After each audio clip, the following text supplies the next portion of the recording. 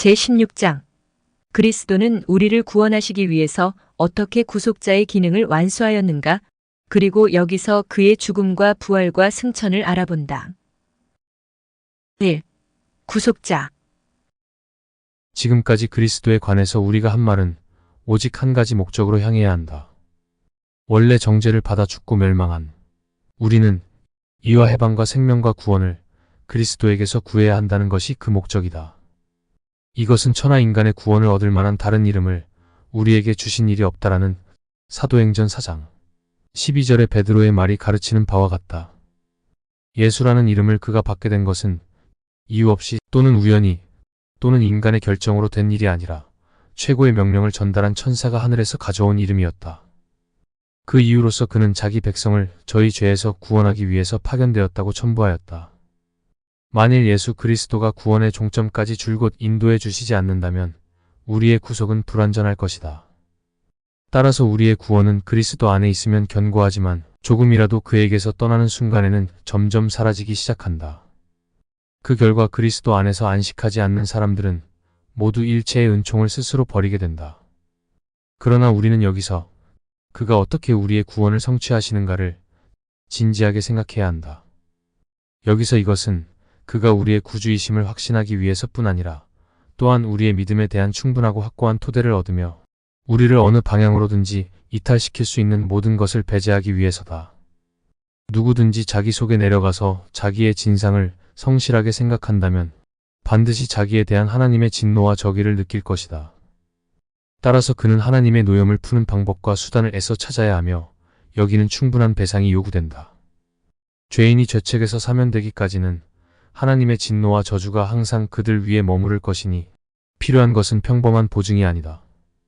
하나님은 공의로운 심판자이시므로 자기의 법을 어기는 자를 벌없이 버려두시지 않고 처벌할 준비를 하고 계시는 것이다. 2. 하나님의 진노를 알면 우리는 그리스도를 통한 하나님의 사랑에 대해 감사하게 된다. 그러나 우리가 앞으로 더 나가기 전에 잠깐 생각할 일이 있다. 즉, 우리를 앞질러 긍휼을 베푸시는 하나님이신데 그리스도를 통해서 우리와 화목하시기 전에는 우리의 원수였다는 것은 어떻게 합당한 일이었는가? 만일 값없이 베푸시는 은혜로 우리를 이미 용납하신 것이 아니라면 하나님은 어떻게 자기의 독생자를 통해서 우리에게 대한 사랑의 특별한 보증을 주실 수 있었겠는가? 여기서 일종의 모순이 생기므로 나는 이 문제들을 처리하겠다.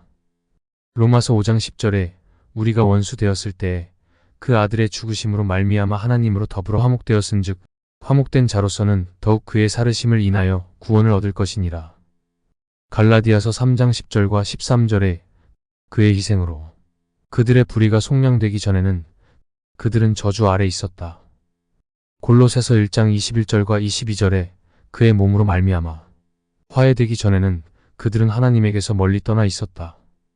이런 발언들은 우리가 그리스도를 떠나서 얼마나 가련한 파멸 상태에 있는가를 더 잘 이해하도록 우리의 능력에 알맞게 표현된 것이다.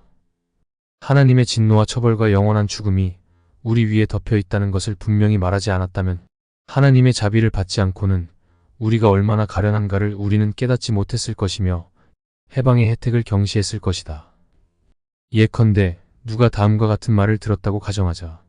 그대가 아직 죄인이었을 때 하나님이 그대를 미워하셔서 그대가 당연히 받을 일을 하셨다면, 즉 그대를 버리셨다면 무서운 파멸이 그대를 기다리고 있었을 것이다. 그러나 하나님이 기꺼이 또 값없이 베푸시는 은혜로 그대를 은총 가운데 두시고 그대가 자기에게서 멀어지는 것을 허락하시지 않았기 때문에 그 위험에서 그대를 구출하신 것이다라고. 이렇게 들은 사람은 확실히 하나님의 자비의 덕택을 얼마만큼은 느끼며 체험할 것이다. 그러나 이 사람이 성경이 가르치는 것을 알게 된다고 가정하자. 즉, 그는 죄로 인해서 하나님에게서 멀어졌으며 진노를 받을 자, 영원한 죽음의 저주를 면치 못할 자, 구원을 얻을 희망이나 하나님의 축복을 받을 길이 전혀 가망이 없는 자, 사탄의 종, 죄의 멍에를 맨 포로 결국 무서운 멸망을 당할 운명이며 이미 멸망 중에 있는 자임을 알게 된다고 하자.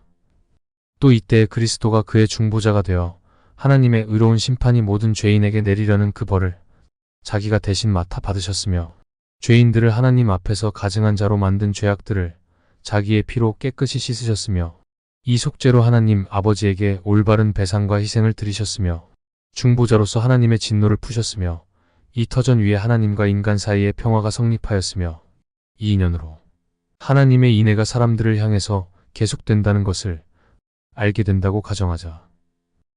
그럴 때 이 사람은 자기가 얼마나 큰 재난에서 구출되었는가를 역력히 그려 보이는 이 모든 일에서 더욱더 깊은 감동을 받지 않을 것인가? 요컨대 우리 마음은 우선 하나님의 진노에 대한 두려움과 영원한 죽음에 대한 공포심으로 놀라며 압도되지 않는다면 하나님의 긍휼을 받아도 생명을 붙잡는 열성이 부족하거나 생명을 받아도 올바로 감사할 줄을 모르기 때문에 성경은 우리가 그리스도와 연결되지 않고서는 하나님이 이를테면 우리의 원수이며 그의 손은 우리를 멸망시키려고 무장하고 있다는 것을 우리가 깨닫도록 가르친다. 그리고 오직 그리스도 안에서만 하나님의 자비와 아버지 같은 사랑을 받아들이라고 가르친다. 3. 불의에 대한 하나님의 진노. 하나님의 사랑이 그리스도 안에서 우리의 화해보다 앞선다. 이 발언은 연약한 우리의 이해력을 고려한 것이지만 거짓은 아니다. 최고의 공의이신 하나님은 우리 모든 사람에게서 보이는 불의를 결코 사랑하실 수 없다. 그러므로 우리는 모두 하나님의 미움을 받을 것을 가지고 있다. 우리의 타락한 본성과 거기 따르는 악한 생활 때문에 우리는 모두 하나님을 노엽게 하며 하나님이 보시기에 죄 있는 자며 나면서부터 지옥의 저주를 받고 있다. 우리는 비록 자신의 허물 때문에 큰 죄인이 되었지만 여전히 그의 피조물이다. 비록 우리는 스스로 죽음을 초래했지만 그는 우리를 살도록 창조하셨다. 그래서 그는 값없이 주시는 순수한 사랑으로 우리를 받아들여 은총을 베풀려 하신다. 의와 불의는 화합할 수 없으며 이 불화는 영구히 화해시킬 수 없으므로 우리가 죄인인 동안 하나님은 우리를 완전히 받아들이실 수 없다. 따라서 척대 관계의 모든 원인을 제거하며 우리와 완전히 화해하시기 위해서 그리스도의 죽음에서 제시된 속죄로 우리 안에 있는 모든 악을 일소하신다. 이전에 불결하고 불순하던 우리가 그가 보시기에 의롭고 거룩한 자로 나타나게 하시려는 뜻이다. 참으로 요한일서 4장 19절에서 말하는 것처럼 그가 먼저 우리를 사랑하셨기 때문에 후에 우리를 자기와 화해시키신다. 그러나 그리스도께서 죽음으로 우리를 구출하시기 전에는 하나님의 노염을 받아야 할 불의가 우리 안에 그대로 있어서 하나님 앞에서 저주와 정죄를 받는다. 따라서 우리는 그리스도께서 우리를 자기와 결합하실 때에 한해서 하나님과 완전히 또 굳게 결합될 수 있다. 그러므로 우리는 하나님이 우리를 기뻐하시며 호의를 가지신다는 확신을 가지려면 눈과 마음을 그리스도에게만 고정시켜야 한다. 그를 힘입어야만 우리는 우리의 죄가 우리에게 돌아오는 것을 면할 수 있다. 4. 속죄 사업은 하나님의 사랑에서 생긴다. 그러므로 속죄가 하나님의 사랑을 만드는 것이 아니다. 이런 이유 때문에 바울은 에베소서 1장 4절과 5절에서 하나님께서 창세 전에 우리를 받아주신 그 사랑은 그리스도 안에서 확고한 기초를 가졌다고 한다. 이 일들은 명백하며 성경과도 일치한다. 요한복음 3장 16절에서 하나님이 독생자를 죽음에 내어주심으로써 우리에게 대한 사랑을 선포하셨다고 하며 반대로 로마서 5장 10절에서 하나님은 그리스도의 죽음에 의해서 다시 우리에게 은혜를 가지게 되시기 전에는 우리의 원수였다고 하는 구절들도 서로 훌륭히 조화된다. 어거스틴의 말을 인용하면 하나님의 사랑은 헤아릴 수 없으며 변함이 없다. 우리가 성자의 피를 통해서 화해를 얻은 후에 비로소 하나님이 우리를 사랑하기 시작하신 것이 아니었다. 도리어 세상 창조 이전에 우리를 사랑하셔서 우리도 독생자와 함께 아들들이 되도록 하셨다. 이것은 우리가 아직 무엇이 되기 전이었다. 우리가 그리스도의 죽음에 의해서 화해를 얻었다는 사실에 대해서 마치 아들이 우리를 하나님과 화해시키심으로써 하나님이 전에 미워하시던 자들을 이제부터 사랑하시기 시작하도록 만드셨다는 듯이 해석해서는 안 된다. 도리어 우리는 죄로 인해서 하나님의 원수였지만 그분이 우리를 사랑하시기 때문에 우리는 이미 그와 화해했다. 따라서 로마서 5장 8절에서는 우리가 아직 죄인 되었을 때 그리스도께서 우리를 위하여 죽으심으로 하나님께서 우리에게 대한 자기의 사랑을 확증하셨느니라 라고 한다. 그러므로 우리가 하나님을 미워하며 악을 행했을 때에도 그는 우리를 사랑하셨다. 그는 그가 창조하시지 않은 우리의 상태 때문에 우리를 미워하셨지만 우리의 죄악이 그의 피조물을 완전히 소멸시키지 않았기 때문에 우리 각 사람에게 있는 우리가 만든 것을 미워하시는 동시에 그가 만드신 것을 사랑하실 수 있었다. 5. 그리스도는 복종을 통해서 우리를 구원하셨고 그는 이를 위해 평생 동안 복종을 실행하셨다. 그런데 어떤 사람은 묻기를 그리스도는 어떻게 죄를 없애버리며 우리와 하나님 사이의 간격을 없애며 의를 얻어서 하나님이 우리에게 대하여 은혜와 친절을 품으시게 만드셨느냐고 한다. 이에 대해 우리는 일반적으로 대답할 수 있는데 곧 그의 복종 생활 전체에 의하여 우리를 위해 이 일을 성취하셨다는 것이다. 바울은 로마서 5장 19절에서 한 사람의 순종치 아니함으로 많은 사람이 죄인 된 것 같이 한 사람의 순종하심으로 많은 사람이 의인이 되느니라라고 증언한다. 바울은 갈라디아서 4장 4절과 5절에서 때가 참에 하나님이 그 아들을 보내사 여자에게서 나게 하시고 율법 아래 나게 하신 것은 율법 아래 있는 자들을 속량하시고라고 말함으로써 우리를 율법의 저주에서 해방하는 용서의 근거를 그리스도의 생애 전체에 확대한다. 그래서 마태복음 3장 15절에서 주님은 세례를 받으실 때에도 아버지의 명령을 준행함으로써 의의 일부를 완성한다고 주장하셨다. 요약하면 그리스도께서는 종의 형태를 취하신 때부터 우리를 속량하시려고 자유의 대가를 치르기 시작하신 것이다. 마태복음 20장 28절에서 그리스도 자신이 인자가 온 것은 자기 목숨을 많은 사람의 대속물로 주려 함이니라고 언명하신다. 바울은 로마서 4장 25절에서 예수는 우리 범죄함을 위하여 내어 줌이 되었다고 가르친다. 세례 요한은 요한복음 1장 29절에서 그리스도를 하나님의 어린 양으로서 세상 죄를 지고 가려고 오신 분이라고 선언했다. 바울은 로마서 3장 24절과 25절에서 우리는 예수 그리스도 안에 있는 구속으로 말미암아 값없이 의롭다 하심을 얻었느니라. 이 예수를 하나님이 그의 피로 인하여 화해자로 세우셨느니라고 가르친다. 마찬가지로 로마서 5장 9절과 10절에서는 우리가 그 피를 인하여 의롭다 하심을 얻었은즉 죽으심으로 말미암아 하나님과 화목하게 되었다고 한다. 또 고린도후서 5장 21절에서 하나님이 죄를 알지도 못하신 자로 우리를 대신하여 죄를 삼으신 것은 우리로 하여금 저의 안에서 하나님의 의가 되게 하려 하심이니라고 한다. 모든 증언을 열거하려면 끝이 없을 것이다. 그렇기 때문에 이른바 사도신경은 적절하게 그리스도의 탄생으로부터 즉시 그의 죽음과 부활로 간다. 여기에 완전한 구원의 전체가 있기 때문이다. 그러나 그가 일생 동안 보이신 복종의 다른 부분도 제외되지 않는다. 바울은 빌립보서 2장 7절과 8절에서 자초지종을 전부 포함시켜서 그는 자기를 비어 종의 형체를 가져 죽기까지 복종하셨으니 곧 십자가의 죽으심이라고 한다. 그리고 참으로 죽음 자체에서도 그가 기꺼이 하신 복종이 가장 중요한 일이다. 기꺼이 바치는 희생이 아니면 의를 더하지 못했을 것이다. 그러므로 주께서 요한복음 10장 15절에서 자기는 자기의 양을 위하여 목숨을 버린다고 말씀하셨을 때에 이를 목숨을 내게서 빼앗는 자가 있는 것이 아니라고 적절한 말씀을 첨가하셨다. 이런 뜻으로 이사야는 53장 7절에서 털 깎는 자 앞에 잠잠한 양같이라고 말한다. 마태복음 27장 12절에서 그리스도는 빌라도 앞에서 자기를 변호하지 않고 순순히 재판을 받으셨다고 한다. 그는 우리의 약점들을 맡으셨고 이렇게 하심으로써 아버지에게 대한 복종이 시험을 받지 않을 수 없었다. 그리고 여기 우리를 향한 그의 무쌍한 사랑에 대한 비범한 증거가 있는 것이다. 즉 무서운 공포심과 싸우며 저 잔인한 고통 중에서도 자신에 대한 생각을 잃채버리고 우리를 도우려고 하셨다. 만일 그리스도께서 자기의 감정을 무시하고 아버지의 뜻에 전적으로 자기를 바쳐 복종하시지 않았다면 하나님에게 합당한 희생을 드릴 수 없었을 것이다. 이 점에 관해서 사도가 시편 40장에서 인용한 증언은 적절하다. 히브리서 10장 7절에서 사도는 이에 내가 말하기를 하나님이여 보시옵소서 두루마리 책에 나를 가리켜 기록한 것과 같이 하나님의 뜻을 행하러 왔나이다 하셨느니라라는 말씀을 인용한다. 시편 40장 8절에는 내가 주의 뜻 행하기를 즐기오니 주의 법이 나의 심중에 있나이다라고 나와 있다. 그러나 괴로운 양심들은 오직 죄를 대속하는 제사와 성결에서만 안식을 얻는 것이므로 우리를 그리로 인도하는 것은 옳다.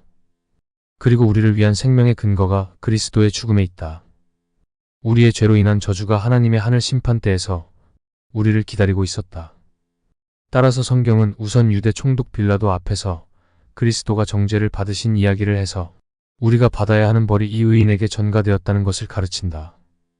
그 심판에서 우리를 구출하시려고 그리스도께서는 죽을 인간에게 더군다나 악한 불신자에게 정죄를 받는 것을 허락하셨다. 총독이라는 칭호를 말하는 것은 이야기의 진실성을 주장할 뿐 아니라 우리가 이사야 53장 5절에 그가 징벌을 받음으로 우리가 평화를 누리고 그가 채찍에 맞음으로 우리가 나음을 입었도다라고 가르친 뜻을 깨닫게 하려는 것이다. 그리스도는 단지 죽으실 뿐만 아니라 우리를 구속하는 대가를 치르기 위해서는 죽음의 종류를 택할 필요가 있었다. 그것은 우리의 정죄를 자기에게 옮기는 동시에 우리의 죄책도 맡으심으로써 우리를 해방하는 죽음이 되어야 했다. 만일 그가 도둑에게 죽거나 폭도들이 일으킨 반란에서 죽으셨다면 이런 죽음에는 배상을 치렀다는 증거가 없었을 것이다.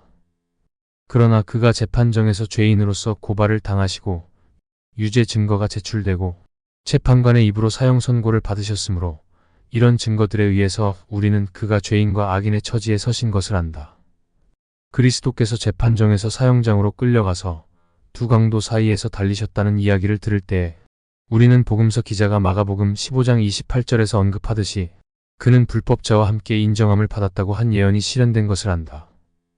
그가 의인이나 무죄한 사람의 죽음이 아니라 죄인을 대신해서 죽으시려는 것이었다. 마태복음 27장 23절을 보면 빌라도는 여러 번 그리스도의 무죄를 공중 앞에서 증언하지 않을 수 없었다. 그러나 그를 정죄한 바로 그 사람이 그의 무죄를 주장했다는 말을 들을 때에 우리는 다른 예언자가 시편 69편 4절에서 그는 도둑질하지 않은 것도 물어주었다고 한 말을 상기해야 한다. 이와 같이 우리는 그리스도가 죄인과 악인을 대표하신 것을 보지만 동시에 그의 빛나는 결백을 볼 때에 그가 자기의 죄가 아니라 다른 사람의 죄를 지셨다는 것이 명백할 것이다. 그러므로 그는 빌라도에게 고난을 받으셨고 총독의 공식 선고에 의해서 범죄자로 인정되었다. 그러나 그는 범죄자가 아니었다. 요한복음 18장 38절에서 재판관 자신이 자기는 그에게서 아무 죄도 찾지 못하노라고 증언해서 그가 의인이심을 선언했다.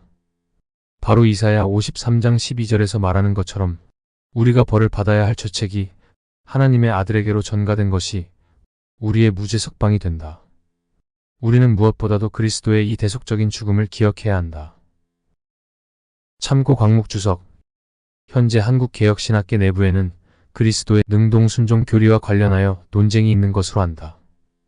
능동순종 찬성론자들은 특히 방금 옮긴 기독교 강요 2권 16장 5항에서 칼빈도 능동순종 개념을 직접 언급하지는 않았어도 간접적으로나마 설명하고 있다고 한다. 본항 중에 언급된 그리스도가 일생 동안 보이신 복종을 능동순종으로 해석하는 것이다. 그렇다면 과연 그러한지 이에 관해서 알아보겠다. 먼저 논란이 되고 있는 능동적 순종과 수동적 순종의 교리에 대해서 살펴보겠다. 능동순종이란 율법에 대한 완전한 순종을 의미한다. 사람이 율법을 완전히 모두 지키면 의인으로 인정을 받고 구원을 받는다는 것이다. 그러나 모든 사람은 이에 실패하고 죄책만 남게 되었다. 그리스도께서 율법을 능동적으로 순종하여 의를 획득하시고 그렇게 획득된 의는 믿는 자에게 전가되어 믿는 자들이 의인이 된다고 한다. 반면에 수동적 순종이란 그리스도께서 십자가의 죽으심으로 죄에 대한 형벌을 받은 것을 말한다. 죄인은 죽어야 한다는 율법의 요구를 충족시킨 것으로 그리스도의 수동적 순종으로 우리의 죄가 그리스도께 전가된다고 한다. 결과적으로 그리스도의 수동적 순종으로 죄의 문제를 해결받고 능동적 순종으로 의를 얻어 구원을 받는다고 한다. 이렇게 구원의 원리를 설명하고 있다. 이에 대해 서철 원박사를 중심으로 하는 능동순종. 반대론자들은 능동순종 교리는 그리스도의 십자가를 약화시켜서 하나님의 주권을 부정하는 것이라고 한다.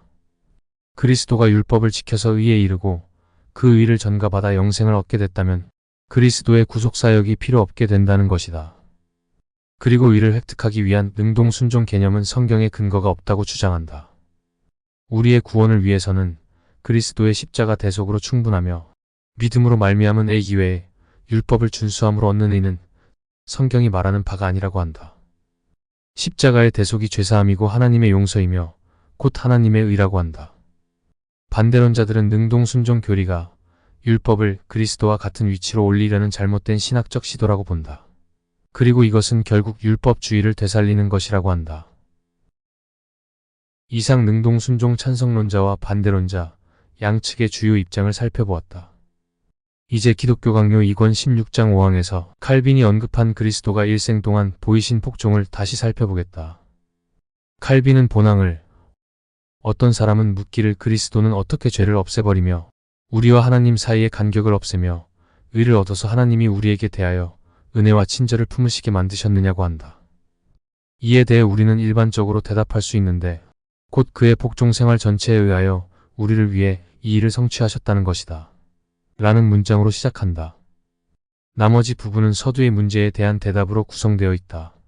본항에서 문제에 대답하는 중에 그리스도의 순종에 관한 칼빈의 말을 다시 언급하자면 한 사람의 순종하심으로 많은 사람이 의인이 되느니라. 로마서 5장 19절. 하나님이 그 아들을 보내사 여자에게서 나게 하시고 율법 아래 나게 하신 것은 갈라디아서 4장 4절. 아버지의 명령을 준행함으로써 의의 일부를 완성한다고 주장하셨다. 마태복음 3장 15절. 그는 자기를 비어 종의 형체를 가져 죽기까지 복종하셨으니 곧 십자가에 죽으심이라. 빌립보서 2장 7절과 8절. 그리스도께서 자기의 감정을 무시하고 아버지의 뜻에 전적으로 자기를 바쳐 복종하시지 않았다면 하나님께 합당한 희생을 드릴 수 없었을 것이다. 하나님의 뜻을 행하러 왔나이다. 히브리서 10장 7절 등이 있다.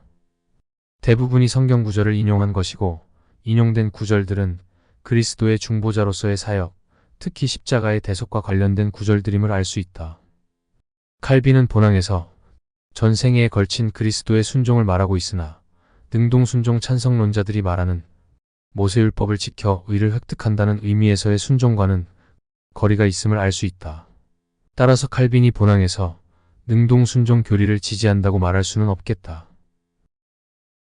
그렇다면 능동순종 찬성론자들과 반대론자들의 인식과 입장의 차이는 어디에서 기인하는가? 그것은 성경을 보는 관점의 차이, 특히 율법에 대한 태도의 차이에서 발생한다고 본다. 능동적 순종 개념이 전제하는 죄와 의 그리고 죽음과 영생을 생각해보면 죄와 의는 율법 준수 여부를 말한다. 율법을 완전히 준수하면 의이고 율법을 어기면 죄라고 보는 것이다. 의를 율법을 지켜서 획득해야 하는 어떤 것으로 보고 있다. 영생도 마찬가지로 죽지 않는 속성이라고 본다. 따라서 아담은 타락하기 전에 영생을 소유하지 못했다고 본다. 영생을 소유했다면 죽을 수 없기 때문이다. 전체적으로 원자론적인 관점으로 성경을 해석하고 있다. 그러나 죄와 죽음의 문제를 하나님과의 관계성의 관점으로 본다면 다른 그림을 얻을 수 있다. 칼빈은 본책 2권 1장 8항에서 뿌리로서의 죄와 그 열매로서의 죄들을 구분한다. 칼빈은 앞서 2권 1장 5항에서 원죄에서 죄라는 말은 본래의 선하고 순수했던 본성을 잃어버렸다는 뜻이라고 말했다.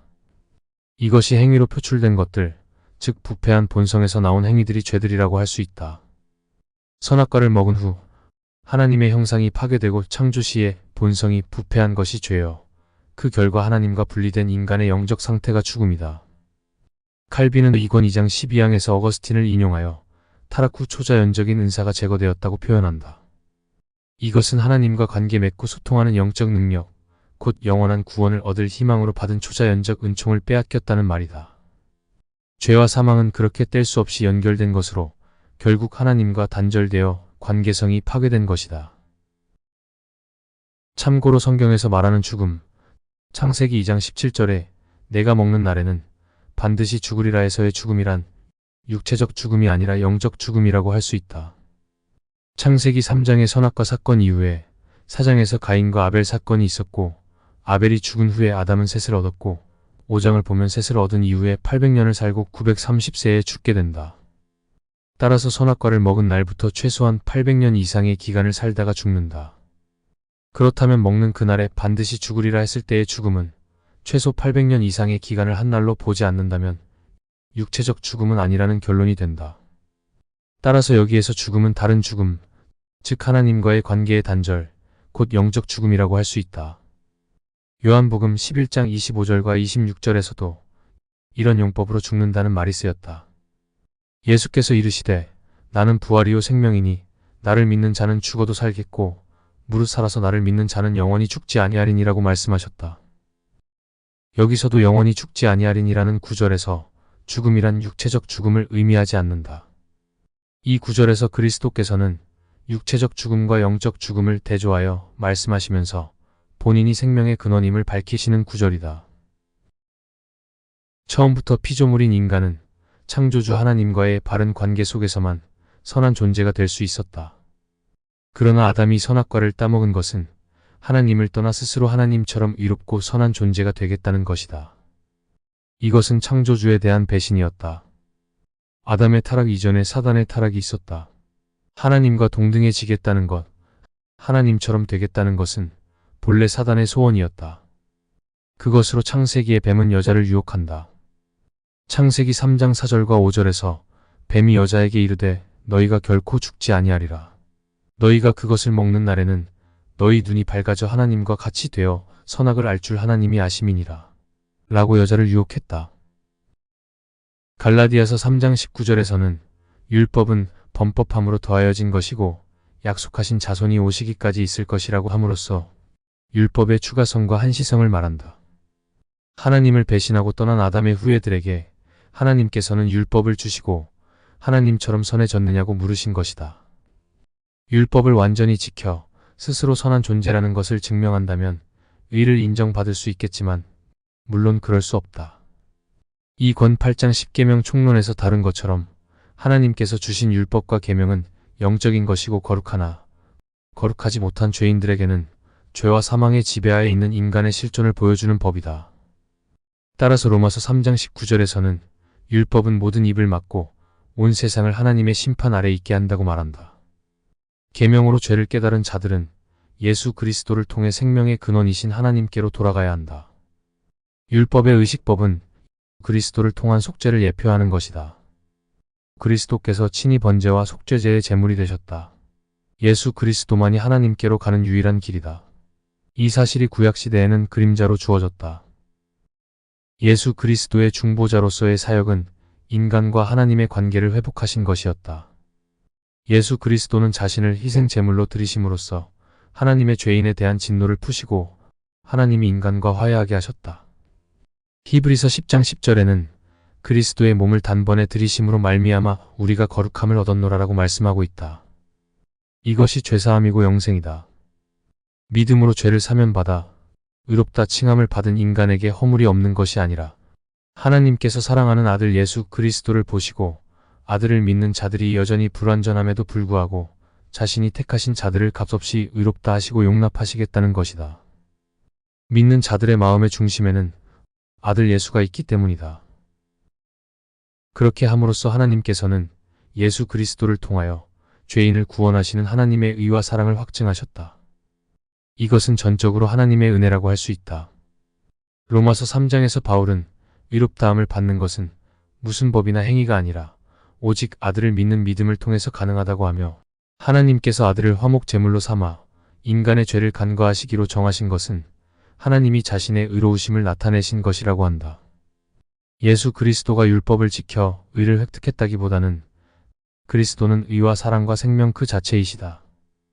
고린도후서 5장 21절의 표현대로 죄를 알지도 못하신 그런 분의 십자가의 대속이 우리를 하나님과 화해시키셨다. 율법이 하나님의 성품이 반영된 것이라고 본다면 비록 말씀이신 성자 하나님께서 인간의 육신을 입고 이 땅에 오셨을지라도 율법을 행하지 않는 것이 더 어려운 일이다. 자신의 속성과 성품에 반하는 일을 하는 것은 어려운 일이기 때문이다. 그리고 신약시대에 예수님으로 오신 성자 하나님이 바로 구약시대 모세에게 율법을 주신 여호와셨다고 칼빈은 이레니우스를 인용하여 말하고 있다. 이는 1권 13장 삼위일체에서 다룬 바 있다. 삼위 하나님은 여호와라는 이름을 공유하시며 성자 하나님이 본인도 여호와시면서 여호와의 사자로 구약시대에도 언약을 맺으시고 중보자의 역할을 수행하셨다. 예수 그리스도가 모세율법에 순종하셨다고 한다면 자신이 모세를 통하여 이스라엘에게 주신 율법에 자기 자신이 인간이 되어 자기 순종하셨다는 말이 된다. 예수 그리스도께서 구약의 언약과 선지자들의 예언에 따라 이 땅에 오신 메시아로서의 자의식을 가지고 구약에 예언된 예언들을 적극적 능동적으로 성취하시고 삼위 하나님의 결정에 따라 하나님과 인간 사이에서 중보자로서의 사명을 감당하신 점에서 즉 메시아적 사명과 관련하여 능동적 순종이라는 말을 사용할 수 있으나 그리스도가 율법을 준수해서 자신에게 없던 의를 획득하였다는 의미로 능동 순종이라는 용어를 사용하는 한에서 성경의 칭의 교리나 대속적 속죄 교리, 칼빈의 삼위일체 교리나 율법관과는 합치하지 않는다고 볼 수 있다. 앞으로는 원자론적인 관점에서 성경을 보기보다는 삼위 하나님의 관계성의 관점에서 성경을 이해하려는 노력이 더욱 필요하다는 생각이 든다.